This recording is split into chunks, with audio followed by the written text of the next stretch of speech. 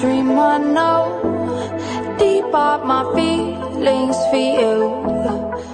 The campaign council of the All Progressive Congress in Edo State on Tuesday alleged that Governor Obaseki was kitting operatives of the Edo State Security Network with military uniform to allegedly use them to ring the September 21st governorship election in Edo State. Some former governors and deputy governors of Edo State were present on Tuesday as Governor Obaseki launched 30 years Benin and Edo Regional Development Plan, setting a path to a new Edo nation, which Governor Obaseki said that it has no political inclination as being peddled in some quarters.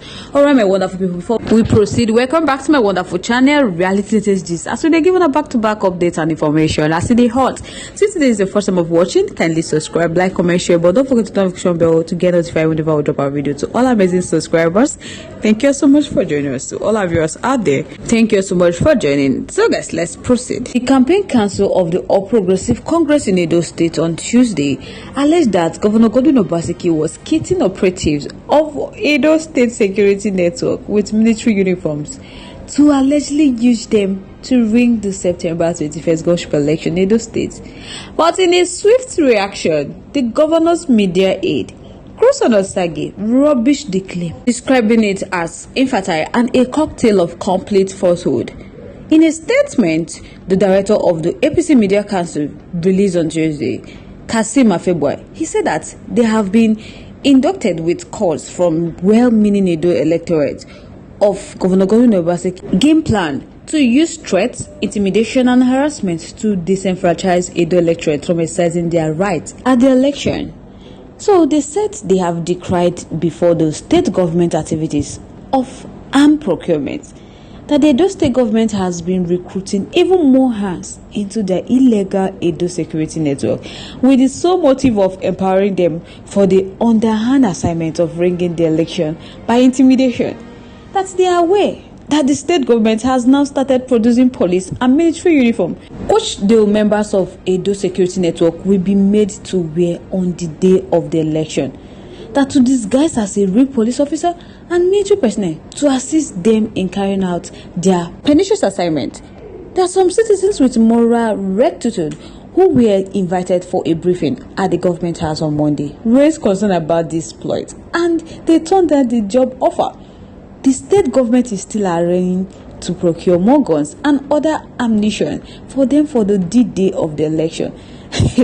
My people, don't be small matter. So by the statement of APC, they are appealing to the military authorities as well as the Nigerian police, particularly to the Inspector General of Police, to please come and rescue Edo State immediately.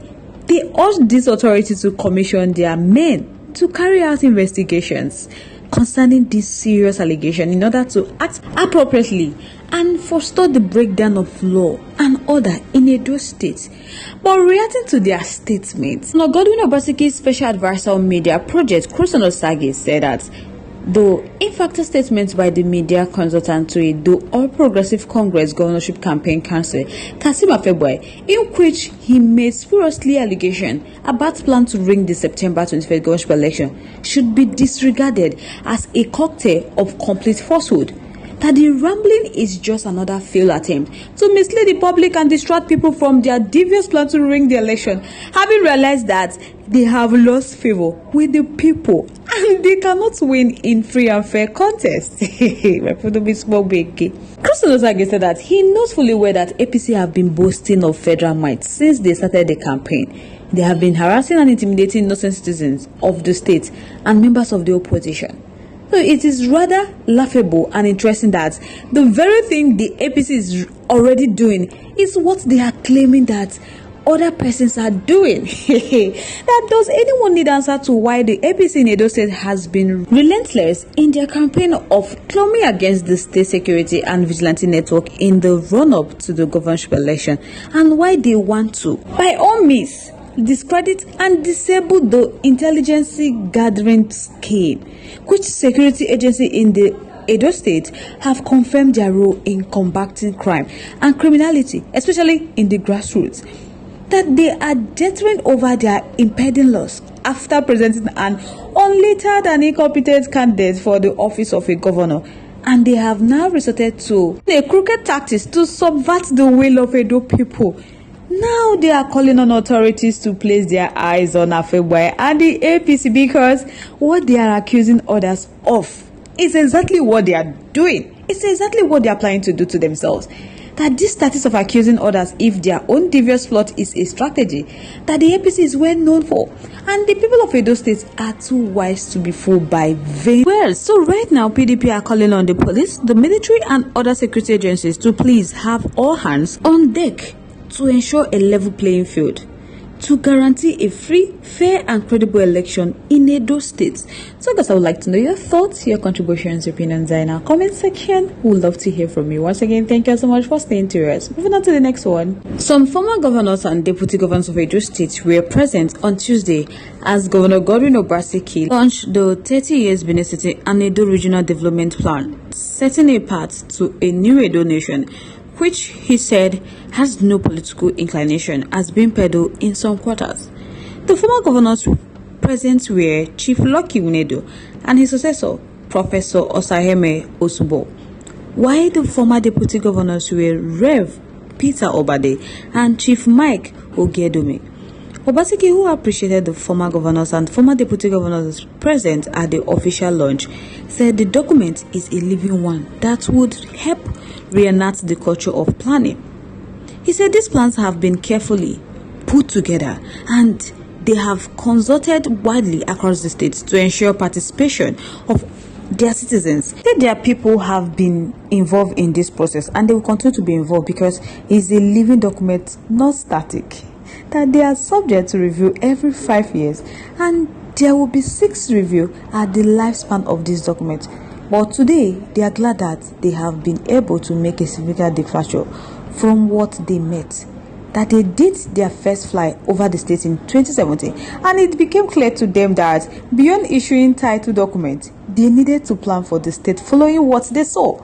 They saw a disordered mode of development, particularly in Benin City. Also concerned about growing trend where almost 50% of the population were migrating to Benin City, and the lopsided development need to be addressed and dealt with.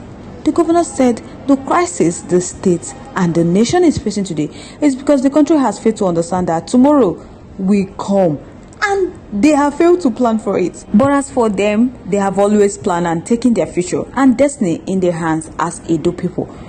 They would not be different today as they would continue to plan for their future.